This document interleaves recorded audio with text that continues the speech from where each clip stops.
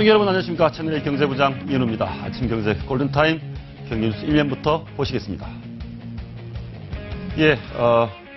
터키로 여행 갔던 김모 군 컴퓨터에서 IS, 그러니까 세계적 테러 집단 이슬람 스테이트의 깃발이 발견됐습니다. 사진이 발견됐습니다. 제3의 인물이 시리아로 데리고 갔다. 이런 얘기가 나오고 있습니다. 이슬람 스테이트, 이 테러 집단 얘기가 먼 나라 얘기가 아닙니다. 이제 우리들에게도 고민해야 되는 단계가 됐습니다. 과연 시리아로 이슬람 스테이트 테러 집단으로 넘어갔는지 확실치는 않지만 점점 더 그 가능성이 높아지고 있습니다. 다음 소식입니다. 올해 2015년은 아무래도 1인당 국민소득 3만 달러 시대가 될 것 같습니다. 선진국의 상징이었습니다. 그런데 이 3만 달러가 무늬만 3만 달러일 것 같다는 분석이 나오고 있습니다. 우리나라 돈 가치가 올라서 3만 달러가 됐다. 실제로 국민들의 삶에는 별 도움이 되지 않는다. 그리고 기업으로 모든 이익하고 가계에는 우리 서민 살림은 전혀 피지 않는 게 아니냐. 이런 분석들이 나오고 있습니다. 소득 3만 달러 시대의 과실을 국민들이 모두 나눠서 가질 수 있도록 법제도 정비 필요할 것 같습니다. 다음 소식입니다. 주택담보대출 금리가 2%대로 떨어졌습니다. 돈 빌리기가 쉬워지고 이자가 싸지니까 가계빚은 급증하고 있습니다. 560조 은행대출 잔액입니다. 가계대출. 무분별한 대출 증가는 좀 억제를 해야 될 것 같습니다. 2%대 금리 너무너무 생소합니다. 새로운 가계 전략을 짜야 될 것 같습니다. 다음 소식입니다. 용산기지 한전부지 무려 25조 원이 투자되는 이 개발 시기를 앞당기기로 했습니다. 용산은 4년 앞당겨서 올 하반기에 착수를 하고요. 현대차 한전부지는 내년에 착공을 한다고 합니다. 특히 카지노가 설치된 리조트 2곳을 또 투자하기로 했습니다. 이런 대규모 개발 공사가 침체에 빠진 우리 경제에 활력을 줄지 기대해 보겠습니다. 경제지표 보시고 말씀 나눠보겠습니다.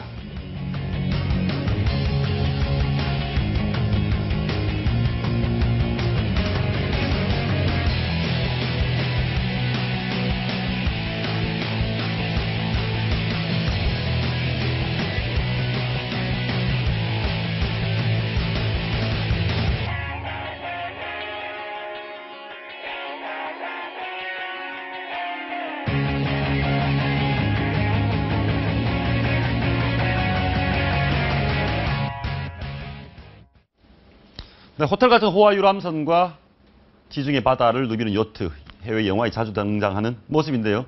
앞으로 우리 바다에서도 유람선과 요트 더 자주 볼 수 있을 것 같습니다. 바다에 대한 새로운 정책을 제시한 김영석 해양수산부 차관 오셨고요. 정철진 경제 칼럼니스트 함께하겠습니다. 어서 오십시오. 안녕하십니까. 안녕하십니까. 네. 요트 얘기하니까 좀 생소한데요. 요즘 일반인들도 요트 탑니까? 좀 늘어난 추세입니까? 대중화되었다고 하기에는 아직 이르지만은 많이 늘어나고 있습니다.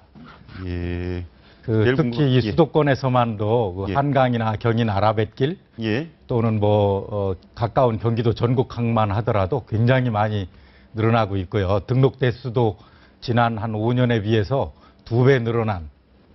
이야, 한번 보시죠. 13,000척쯤. 네. 라이저 선박, 이 요트인데, 주로 요트죠. 2007년에 3,944척이었는데, 지난해 9월에 13,000이 육박하고 있습니다. 갑자기 굉장히 늘었는데, 제일 궁금한 거, 요트 한 대 얼마입니까? 요트 한 대가 아주 중고는 수천만 원에서 1억까지. 수천만 원 정도 요트를 한 대 살 수 있습니까? 그렇습니다. 근데 보통 그 보급형은 1억에서 4억 정도. 1억에서 4억 정도. 그리고 고급 요트는 수십억. 그러겠죠. 50억에서 100억까지도. 여기 가격이 나와 있네요. 네. 중고 2천만 원짜리 요트도 있나 봅니다. 1억. 보급형 1억에서 4억. 요트가 근데 싸지는 않습니다. 사실 고가의 물건이긴 한데 이 요트를 즐기는 분들이 심지어는 그 부산 해운대 마리나에는 수영만에는 요트가 너무 많아서 주차 공간이 배를 댈 공간이 없을 정도인데 이렇게 늘어나는 이유 어떻게 보십니까? 아무래도 이 국민의 그 웰빙 지수가 많이 늘어나고 있고 해양 레저 스포츠, 관광 등에서도 많이 보급화되고 있다고 봅니다. 예. 그 요트 조정 면허 취득자 수가 폭발적으로 증가해서 최근에 15만 한 4천 명 정도가 조정 면허를 취득한 예. 상태입니다. 이것도 보니까 요트 조정 면허, 그러니까 요트를 운전할 수 있는 사람이 그렇습니다. 2007년도 6만 5천에서 15만. 정의자 어떻게 보십니까? 네. 그래도 아직까지는 요트가 아직까지는 대중화까지는 아니죠. 대중화까지는 아닌데 부산 얘기하셨지만은 지금 최근에 그 일본산 요트 중고품 시장이 굉장히 활성화가 됐습니다. 그래서 7천만 원, 8천만 원대에도 좀 요트가 구입이 가능하다는 이제 루트가 하나가 열리게 된 거거든요. 그와 예. 동시에 이제 이 면허 건수가 확 같이 늘어나지 않았나. 그러니까 대중화의 거의 초입 단계가 아닌가 이런 생각을 해봅니다. 알겠습니다. 뭐 이게 위화감 조성이라고만 볼 것이 아니라 산업적으로 육성을 좀 해서 경제에도 활력을 좀 줘야 될 것 같은데 시설은 이렇게 많은 사람들이 타려고 하면 이 배를 정박하는 시설 같은 경우는 우리나라 충분히 많이 있습니까? 아직 뭐 충분한 상태는 아닌 것이 사실입니다. 그럼에도 불구하고 기존의 어항시설 등을 활용한 다기능 시설들이 많이 전국에 약 32개가 보급되어 예. 있고요. 예. 그 현재도 개발 중인 것 또 개발할 것까지 해서 한 46개가 예. 조만간에 국민 앞에 다가갈 것으로 생각됩니다. 정부가 무슨 1,800억 정도 투자를 해서 이런 시설 네. 확충을 한다고 하는데 네. 주로 어떤 데 쓰입니까?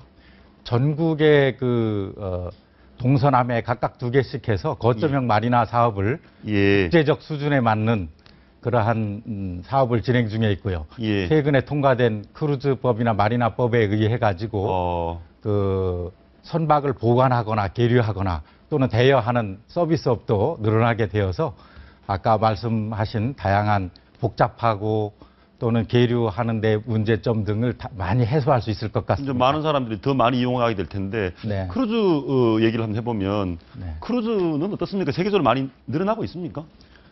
추세인가요? 어떻습니까? 외국에서는 크루즈 산업이 많이 활기가 있습니까? 네, 잘 아시겠지만은 미국의 마이애미를 중심으로 한 카리브해에서의 크루즈 그리고 이 유럽에서 그렇죠. 지중해를 중심으로 한 것에 이어서 지금 최근에는 중국을 중심으로 한중일의 크루즈가 새로운 황금알을 낳는 거위라고 부르면 중국인들이 네. 엄청나게 돈이 많아서 크루즈 타니까 한번 보시겠습니다. 연도별 크루즈 관광객 증가 추이인데 이게 한국 통계인가요? 그렇습니다. 어우, 국내 근데 들어온 관광객입니다. 우리나라에 들어온 크루즈 관광객이 2007년도에 3만 7천 명인데 네. 100만이 넘었네요. 작년에 드디어 예. 105만 7천 명이 들어오게 되어서 1조 1천억의 직접 매출을 직접 지출을 한 것으로 파악이 되고 있습니다. 그거 한번 물어보겠습니다. 과거에 불과 7년 전에 외국인들이 우리나라 안 오다가 이 많은 크루즈 배들이 한국에 들르는 이유가 뭡니까? 볼거리가 더 많아졌나요? 중국인 영향인가요? 네. 중국인들이 특히 중국 분들이 제주나 부산, 인천에 대한 상당한 동경을 가지고 있고, 예. 아주 제주 같은 경우는 아마 폭발적인 크루즈 관광객들로 인해서 예. 여기 나와 있네요. 지난해 크루즈 관광객이 중국이 94만. 역시 중국 영향이 매우 많은 것 같은데 이번에 만든 그러면 크루즈 마리나 관련 법안, 새로 만든 법안들은 이런 관광객들을 우리가 많이 유치할 뭐 이런 내용도 있는 겁니까? 내용이 어떤 내용입니까? 네, 이번 크루즈법에 의해 가지고 크루즈 육성 기본 계획을 수립도 할 수 있고요. 예. 국적 크루즈선도 이제 육성을 하는 방안, 그리고 지방자치단체도 크루즈 관광객들을 위한 여러 가지 지원 활동을 할 수 있고, 예. 또한 전문 인력을 양성한다든지 크루즈 산업이 앞으로 이제 미래 해양 산업의 아이콘으로 되기 위한 다양한 내용들을 담고 있습니다. 크게 한 두 가지 물어보겠습니다. 그러니까 우리나라 사람들이 크루즈 여행을 더 많이 하도록 해서 돈을 많이 쓰고 내수도 진작시키는 게 목표, 이게 더 무게 중심이 있습니까? 아니면 뭐 일본, 중국 이렇게 외국 100만 명씩이나 우리나라 왔으니까 네.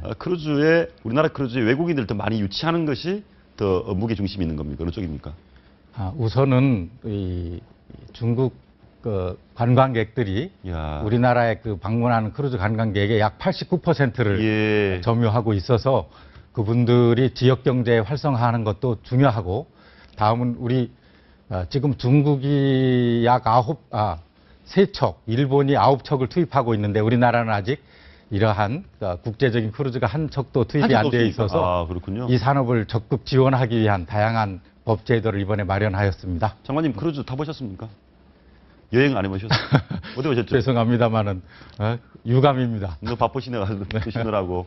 혹시 정 기자는 해보셨습니까? 제가 이 1993년도에 배낭여행을 갔었는데요. 그때 본의 아니게 그 노르웨이에서 내려오는 크루즈를 탈 수 있게 된 겁니다. 그래서 처음에 저는 한 20년 전에 크루즈를 경험했었는데 이미 그 배 자체가 우리가 생각하는 그런 배 차원이 아니더라고요. 하나의 정말 거대한 파티가 열리고 어마어마한 산업이 거기서 이루어지고 있다. 뭐 그런 느낌을 받았었습니다. 알겠습니다. 이번에 정부가 크루즈 마리나 관련해서 정책을 내놓고 추가적으로 바다의 그린벨트를 풀겠다는 얘기도 있습니다. 바다에도 그린벨트가 있습니까? 네, 수산자원 보호구역을 설정을 예. 해서 각종 행위 제한 등을 하고 있습니다. 그러니까 낚시도 못하고 아무것도 못하는 것인가? 음식, 숙박, 각종 수리조선 이런 경제 활동에 조금 불편을 드리고 있는 건 사실입니다. 네. 예, 근데 그걸 푸는 겁니까? 오염 방지 시설이 잘 갖춰진 지역을 중심으로 해서 그 수산자원 보호구역이 되게 이제 해면에도 있고 육상구역에도 있고 내수면에도 있습니다만은 육상구역의 약 30%를 2017년까지 단계적으로 풀어나가겠다는 것이고 풀다 하더라도 주민이나 전문가들의 의견을 들어서 조정하는 절차가 있습니다. 알겠습니다. 네. 자, 저희가 제일 관심이 갔던 게 이런 겁니다. 일반인 2,000여 개의 무인도에 집을 짓는다. 무인도도 지금 개인이 소유할 수 있습니까? 그렇습니다. 전체 무인도 중에 지금 한 1,270개가 그러니까 절반 정도 되거든요. 50%가 민간인 소유가 있어서 지금 오늘 나온 뉴스가 이제 무인도 보존관리법 개정한다고 해서 관리를 이제 개발을 허용한다고 하니까 가장 먼저 한 1,200개 정도는 섬 주인들이 별장 한번 지어볼까 이런 생각을 가져볼 수는 있을 것 같습니다. 예. 그동안은 차관님 이 무인도는 개인이 소유를 해도 집을 못 짓게 돼 있었나 보죠? 유형에 따라 분류를 하고 있습니다. 예. 절대 보존, 준보존, 이용 가능, 개발 가능 네 가지 유형에 따라서 그런 게 다 있군요. 그렇습니다. 예. 그래서 이제 점차로 이용하고 개발 가능한 부분을 많이 심사를 거쳐서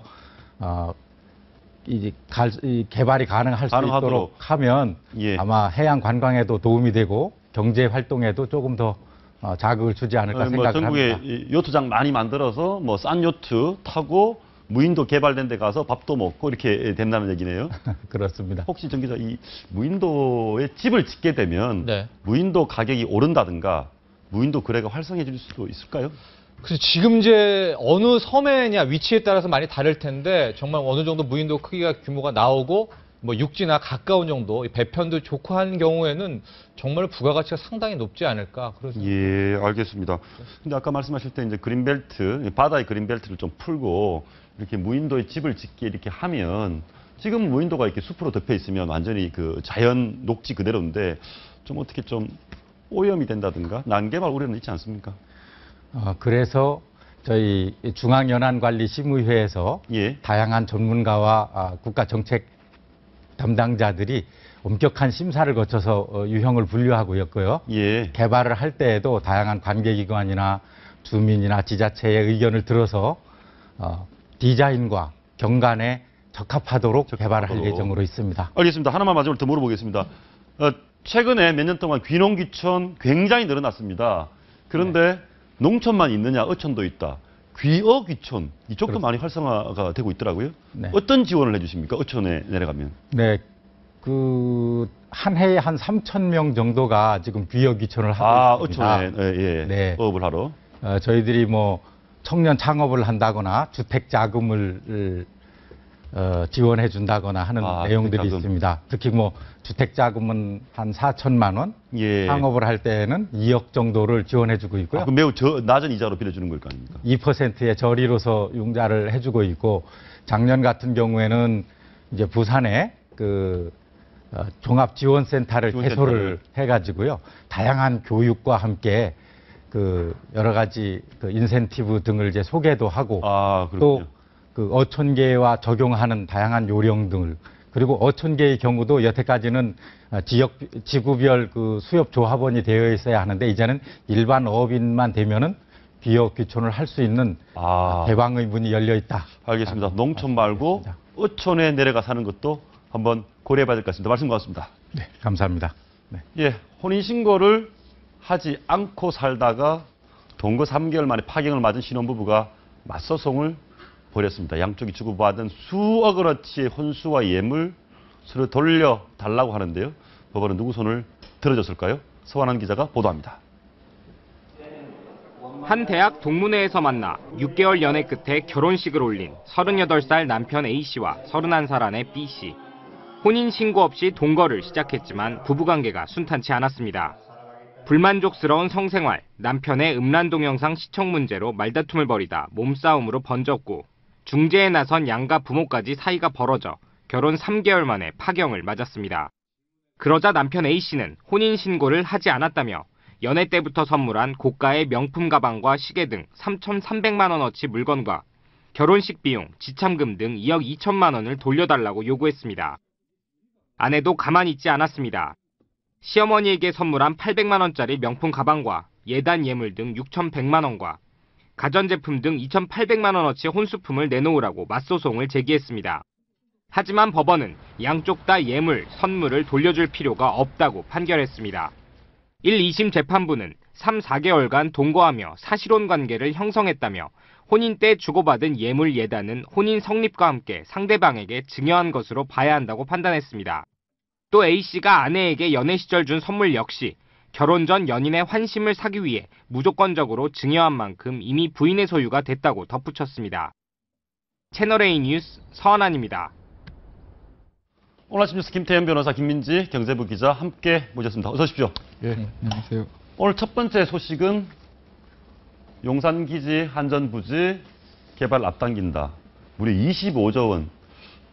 경제가 어렵기 때문에 그런 거겠죠? 그렇습니다. 어제 나왔는데 7차 투자 활성화 대책인데요. 네. 정부 부처 다 모였습니다. 뭐 기재부부터 해서 국토부부터 해서 관세 정부 다 모였었는데 내용이 굉장히 많은데 일단은 이제 1조 대 대규모 복합 레저트 2곳을 더 연내 허용하겠다는 내용이 있었고요. 예. 나온 것처럼 뭐 한전부지, 용산부지 개발 활성화 내용도 있었고 판교 테크노 쪽에 제2의 테크노밸리 만들겠다는 얘기도 있었고 시내 면세점도 한 4곳 정도. 그러니까 지금 뭐 롯데 호텔신라 외에 다른 유통체인들 있지 않습니까? 신세계랄지 이런 데 면세점도 허가해준다. 토탈 뭐 하여간 규제 풀어줄 테니까 민간 기업들 투자해라. 그래서 아마 정부 예측이 25조 원대의 효과가 있다. 25조, 예.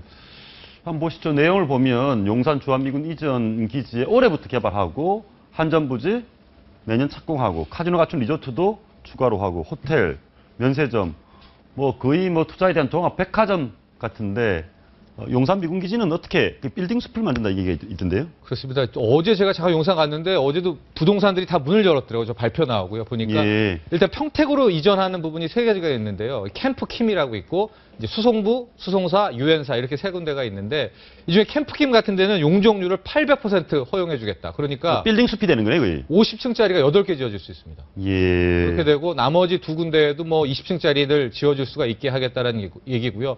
나머지 용산공원들은 다 거대 이 축구장 크기 한 300개인데 민간인들, 그러니까 시민들을 위한 공원을 짓겠다 하니까 이 용산이 이제 한번 또 이 대로만 된다면 들썩거릴 확률이 높죠. 알겠습니다. 이 내용을 보시면 이 서울인데 인천 쪽에 바다 쪽에 복합 리조트 카지노 들어가는 데죠. 1조 원대 2개, 예, 2조 원입니다. 카지노가 들어가는 2조 원짜리 들어가고 용산에는 5조 원 개발하고 한전부지도 5조 원, 판교 예 굉장히 이 보기에는 장밋빛인데 여기 또 한전부지는 105층인가요? 그 아주 초고층 건물을 짓는다고 돼 있죠. 네, 그렇습니다. 예, 100층 넘게 지금 아웃라인이 나와 있게 되어 있죠. 근데 저 내용은 뭐냐면은 서울시한테 정부가 부탁을 하는 겁니다. 이 등록 이런 거 기니까 이게 한 2, 3년 걸리거든요. 그러지 말고 이걸 한 6개월 정도로 빨리 단축해서 내년부터 땅 팔게 하게 착공할 수 있게 좀 편의를 봐달라. 그래서 결국은 민간이 이만큼 현대차는 자기들이 한다고 하니까 하는 것이고 용산기지 같은 경우에 민간이 엄청난 돈을 투자를 해야 되는데 투자가 좀 이루어질 것 같습니까? 그게 문제죠, 사실은. 왜냐하면 저 용산기지 앞쪽에 한강 쪽은 용산 역세권 개발 문제가 있었잖아요. 그렇죠. 이게 무산됐죠. 결국은 이제 경기도 안 좋고 투자가 잘 안 되니까 결국 무산된 건데 사실 용산기지가 거기보다 입지는 좀 좋긴 하지만 어찌됐건 간에 같은 부위죠. 그럼 지금 우리나라 저걸 투자할 수 있는 데가 솔직히 하면 삼성과 현대 정도인데 현대는 이미 한전에 발이 묶였고요.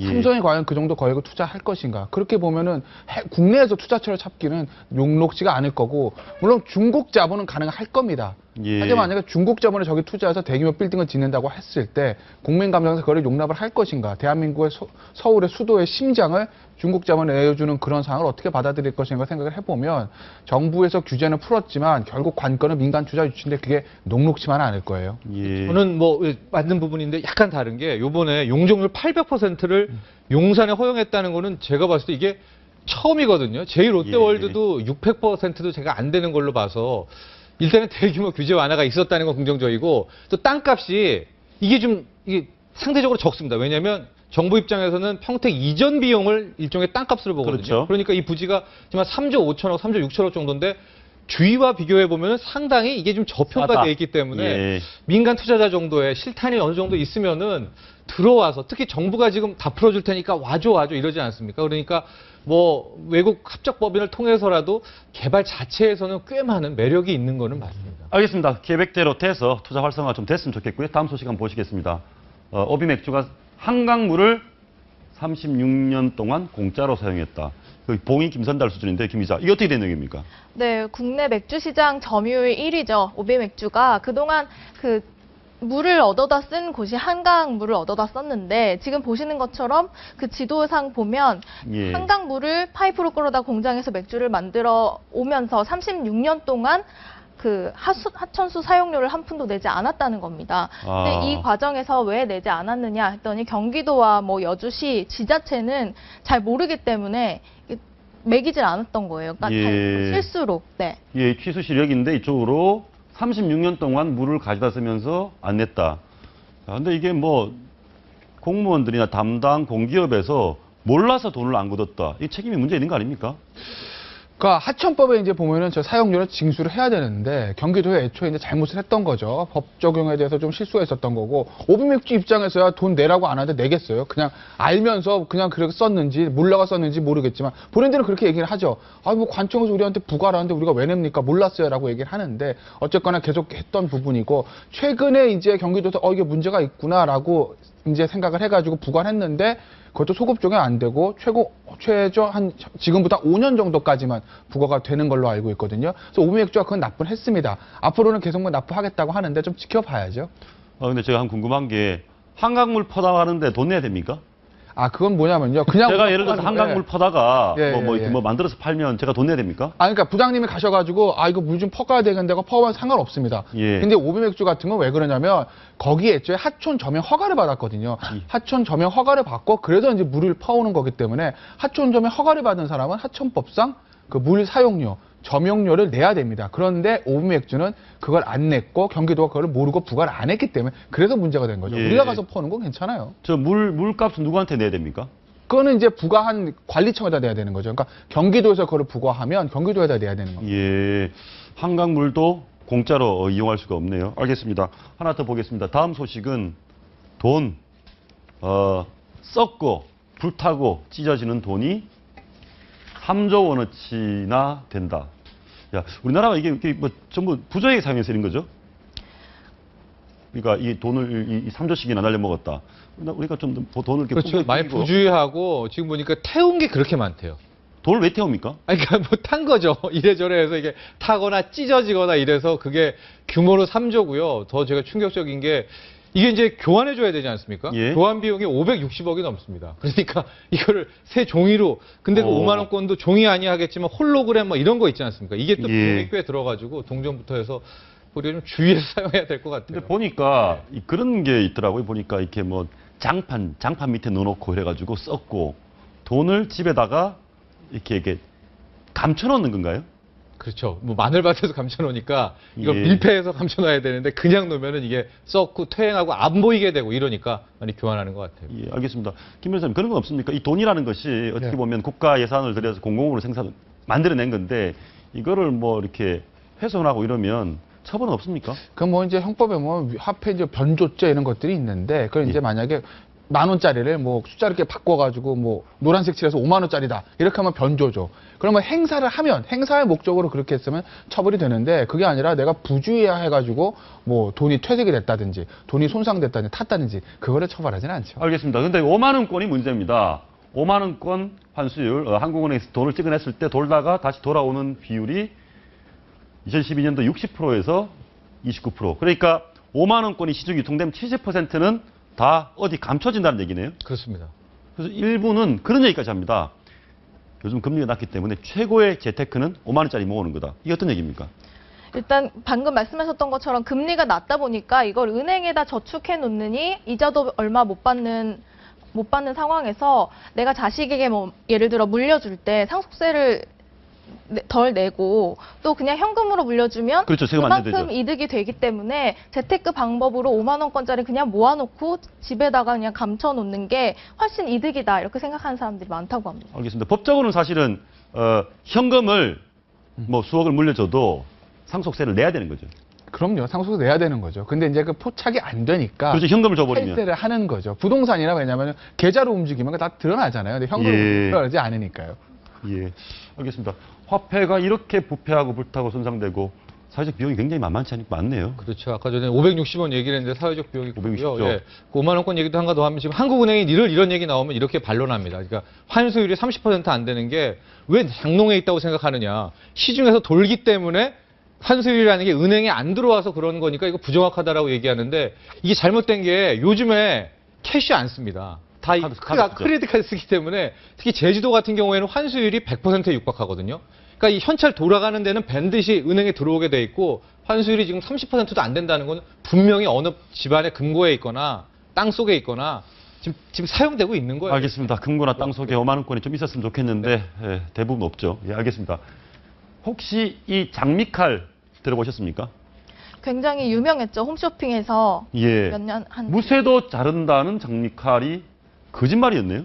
네, 홈쇼핑 방송을 보시면요. 지금 화면에도 나가고 있는데 부엌용 칼이지만 칼을 가는 그 칼 가는 기계조차도 잘린다는 예, 그래서 홈쇼핑 광고에서요. 자물쇠, 뭐 골프채 이런 것들을 직접 자르는 모습을 보여줬었는데 알고 보니 그 실제보다 좀 무딘 재질을 사용해서 눈속임 광고를 했다는 사실. 아, 그 잘린 게 가짜였군요. 네, 예, 저 장미칼이 나오면서요. 얼마나 인기가 좋았냐면요. 장미칼을 패러디한 그것들도 인터넷에 많이 떠돌았어요. 예를 들면 뭐 이순신 장군 동상에 뭐 장미칼 뭐 무늬를 칼 대신 장미칼을 들고 해놓는다든지 뭐 베르사유의 장미에 뭐 오스칼이 장미칼을 들고 있다든지 아무튼 그런 인기를 그런 패러디가 나돌 정도로 굉장히 인기를 끌었는데 저렇게 보시면 뭐 단칼에 뭐 잘린다 이렇게 뭐 과일뿐만 아니라 뭐 쇠, 무쇠, 뭐 자물쇠 이런 거 자르는 장면을 보여주면서 사람들에게 관심을 많이 끌었던 상품입니다. 사실은 저도 고백하자면 저희 집에도 저게 하나 있습니다. 제가 직접 샀거든요. 근데 이미 지금 온 나라에 뭐 10만 개 이상 팔렸다고 그랬나요? 뭐 온 나라에 다 팔렸는데 성능은 안 좋았나요? 좀 별로 차이는 모르겠고요. 제가 뭐 잘 안 해보니까. 예. 당연히 좋을 줄 알았죠. 그런데 이미 인기 끈 지 2, 3년 지났습니다. 온 국가가 다 산 다음에 지금 와서 제재를 한다. 잘못된 거 아닙니까?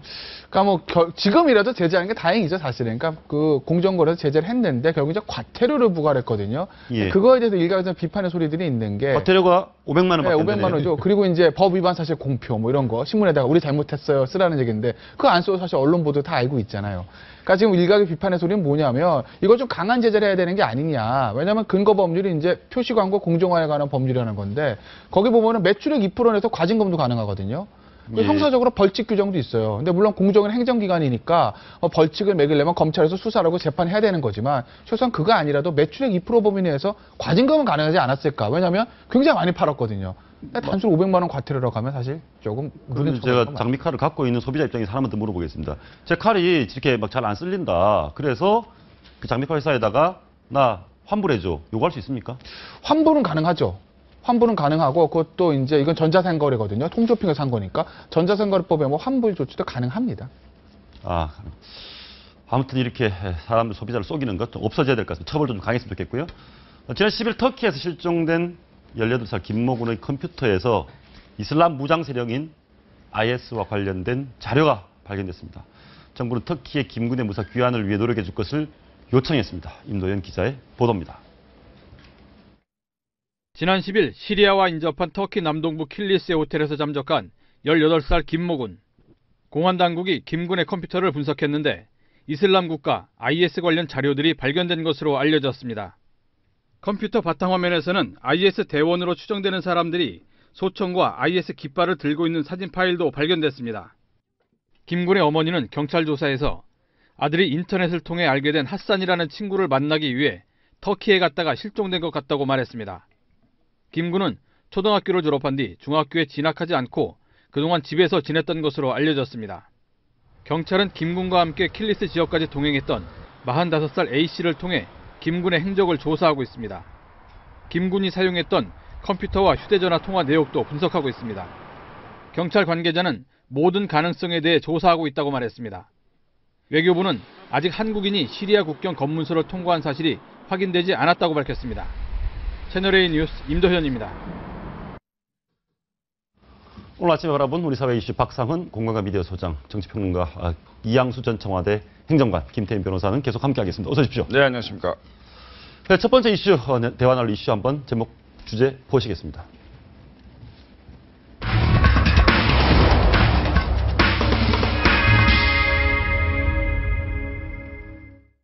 다소 좀 충격적입니다. 네. 한국인 고등학생이 이슬람 무장 테러 단체에 가입하기 위해서 지금 보시죠.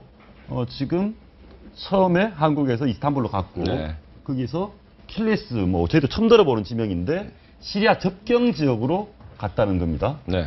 지금 나오는 내용들을 보면 시리아로 넘어갔을 가능성이 높아 보이는 거죠. 일단 현지 언론에서 그렇게 나오고 있거든요. 예. 터키 일간신문에서도 아마 저 학생이 시리아 국경을 미리 넘어갔을 것이다. 그럼 호텔 그 종업원도 미리 간 거로 보인다 이렇게 증언하고 있는 거로 봐서 현지에서 지금 확실하게 그렇게 보고 있기 때문에 아마 저쪽 시리아 쪽으로 이미 넘어간 게 아닌가 그렇게 보는 게 맞는 것 같아요. 현재까지.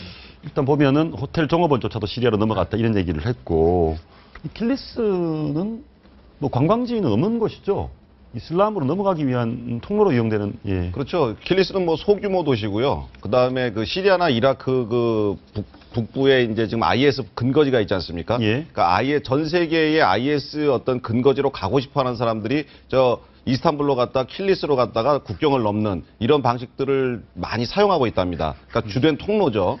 그래서 이번에 그 학생이 지금 실종된 그 위치가 킬리스이기 때문에 IS 본거지로 잠입한 것이 아니냐. 근데 혹시 지금 납치라든가 이제 이런 의혹도 있는데 호텔에서 본인이 이제 가방을 직접 챙겨서 예. 소지품이랑 싹 싸서 나간 걸로 봐서는 그 나이도 있고 납치라기보다는 자진해서 지금 간 거 아니냐. 이제 그런 얘기가 드는데 이 친구가 실제로 거기 가서는 내가 생각했던 건 좀 다르다 싶어서 나오고 싶어도 그때부터는 교통편이나 이런 것들이 어떤 사막이나 이런 데서 제공되지 않기 때문에 억류 가능성도 또 있습니다. 예. 그래서 아직 정확한 건 아니지만 그게 가장 지금 확률이 높은 상황이라 외교부에서 지금 아주 열심히 뛰어야 될 상황인 것 같습니다. 알겠습니다. 그런데 보통 통상 우리 조선님 네. 자녀들 키우시고 그러니까 아이가 또 고등학생이 불과한 아이가 터키를 가겠다라고 하면 말리지 않습니까? 말렸는데 이제 이 친구가 이제 학교 생활 좀 적응이 안 되니까 집에 혼자 이른바 홈스쿨링을 했는데 때를 쓰니까 그 부모님이 다니는 교회에 이제 해외 전도를 많이 했던 예. 그분과 함께 동행을 하면서 살아가겠다 해서 이제 같이 간 것이죠. 예. 같이 갔으니까 저도 만약에 남자아이가 있는데 학교 잘 적응을 안 하고 때를 쓰면 어떤 이제 동행자가 있으면 예. 보내줄 수밖에 없을 것 같은데 어떤 부모가 IS에 가담할 거라고 상상을 할 수, 이게 사실 남의 나라 일이거든요. 예. 무슬림과 기독교의 갈등이라는 게 우리나라 일은 아니지 않습니까? 그 다음에 예.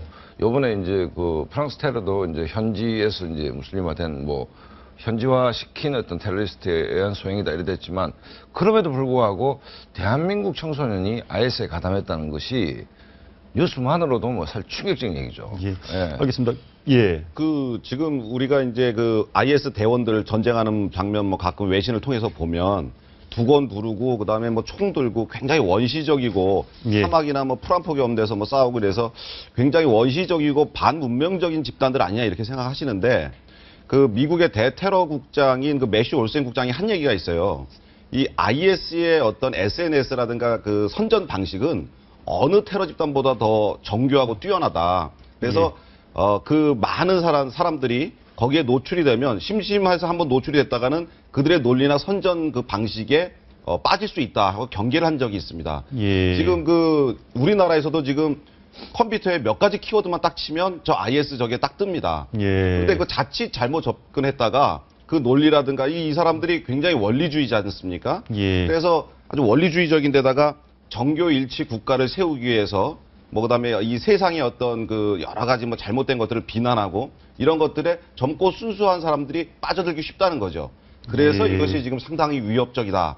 전 세계적으로 그렇게 이거 한번 물어보겠습니다. 통상적으로 이제 이 지금 김군 네. 컴퓨터에 IS 깃발도 있고 그런 게 있었다는 거 아닙니까? 그럼 이제 우리나라 부모가 아이들의 컴퓨터까지 들다봐야 되는 시대가 됐습니다. 아니 그러니까 이게 10대들한테 이제 굉장히 미혹시키기가 쉬운 게 뭐 20대들 체계바라 티 한 번씩 다 입어보지 않습니까? 예. 이게 아주 이제 치기 어린 나이에는 뭐 질풍노도의 나이라고 그러는데 이런 테러가 굉장히 아름답게 보일 수도 있는 것이고 이양수 평론가가 얘기했듯이 이제 IS가 굉장히 좀 젊은 층의 어떤 감성적 소울이 있게끔 홍보의 기법이 발달돼 있다면 아직 좀 정신적으로 미성숙한 10대들은 미혹될 가능성이 충분히 있죠. 사실. 미혹될 가능성이 굉장히 충분히 멋있게 있다. 보일 수도 있는 것이고 그다음에 그게 홍보하는 게 뭐 아내를 설명 줄 수 있다. 그다음에 아내를 설명 줄 수 있다. 예. 그다음에 뭐 연봉이 얼마다. 뭐 이런 굉장히 유혹적인 뭐 어떤 그런 홍보 수단도 쓰고 있기 때문에 어린아이들이 봤을 때는 천국으로 보일 수도 있는 것이고 예. 그다음에 뭔가 이렇게 저 아까 사진에 나오는 뭐 검은 뭐 두건을 쓰고 총을 쏜다는 것도 멋있어 보일 수 있다. 멋있어 보일 수도 있고 그렇죠. 그러니까 체게바라의 그 게릴라가 뭐 투쟁 자체가 굉장히 전 세계 젊은이를 아직도 사실은 그 티셔츠가 그렇죠. 미국에서 팔리고 있지 않습니까? 예. 그렇다고 본다면 어린 학생들한테는 충분히 유혹의 대상이 될 수도 있다고 봅니다. 알겠습니다. 이쯤에서 그런 얘기 한번 해보겠습니다.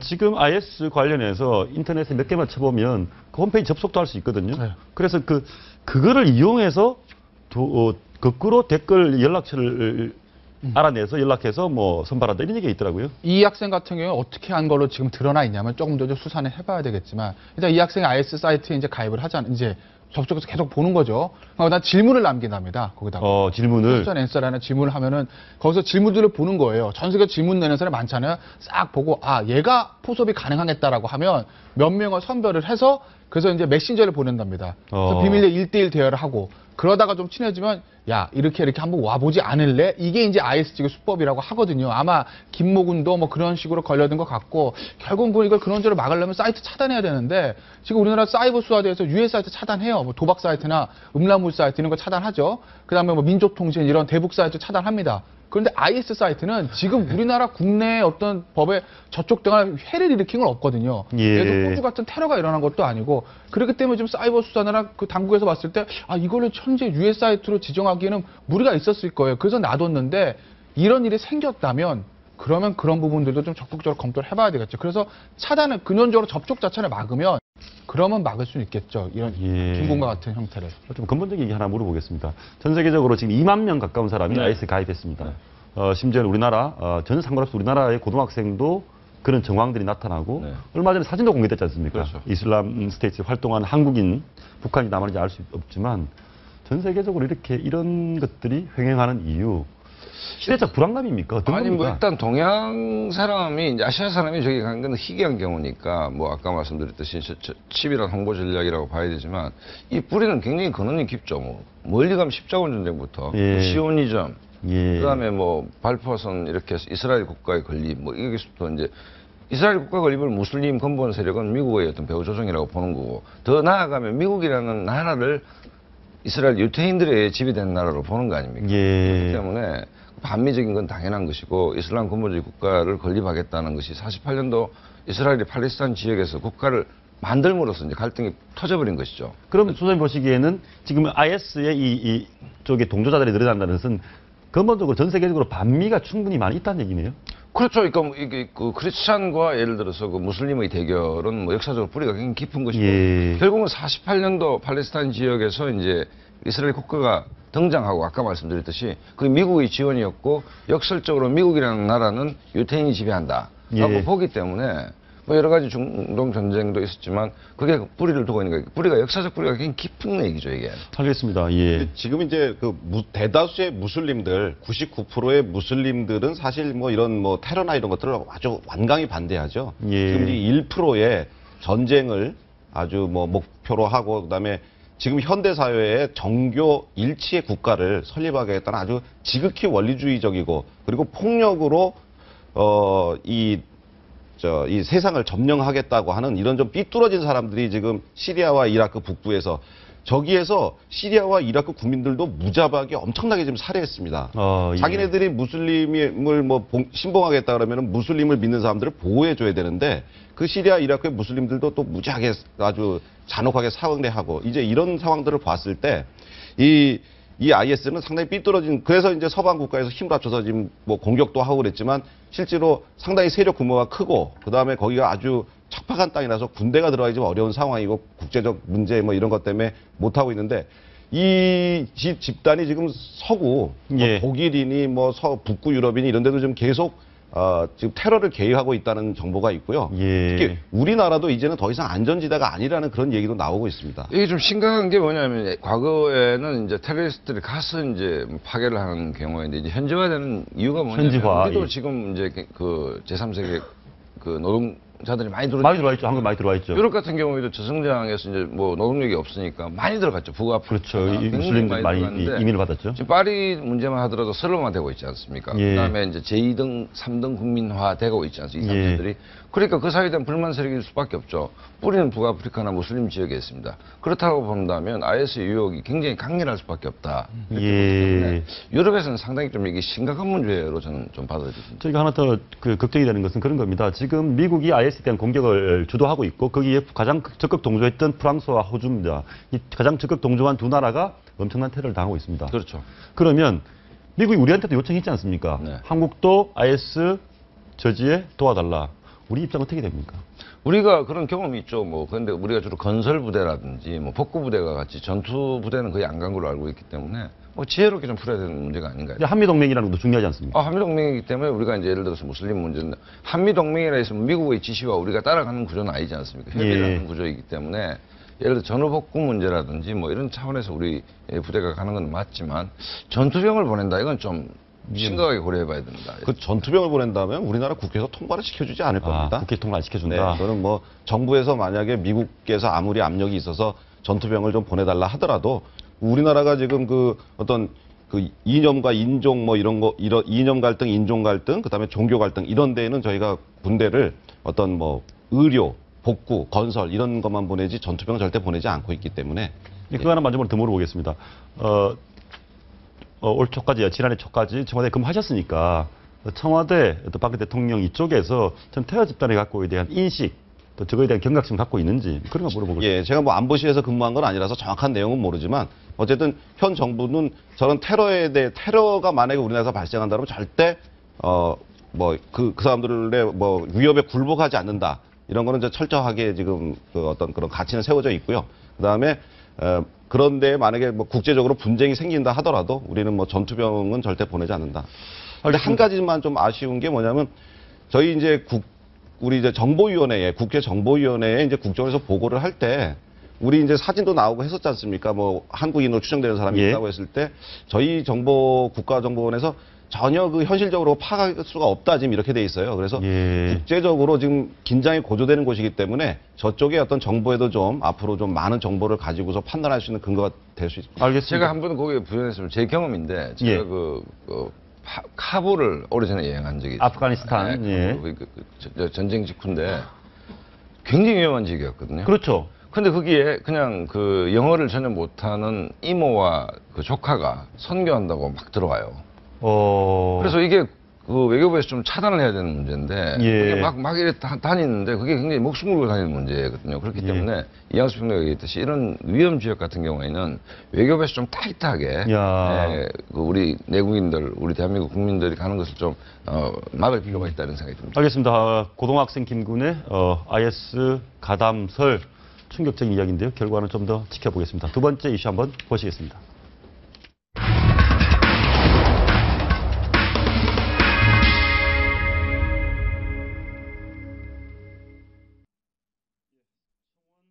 최고위원이 네. 특보를 하고 있습니다.